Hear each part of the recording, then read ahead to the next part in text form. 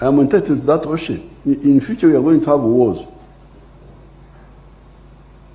In the future, we're going to have wars. How can you say that you are in a block of flats,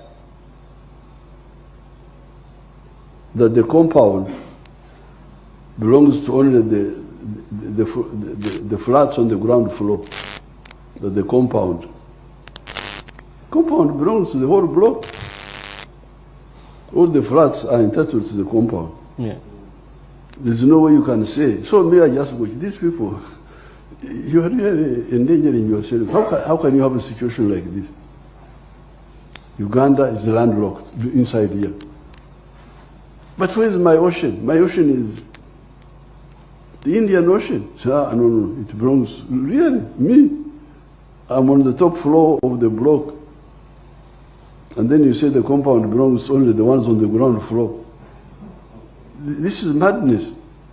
That's why we have got endless discussion with Kenya, and then this one. This one stopped, then another one comes, then the railway, the pipeline, the what, we discuss.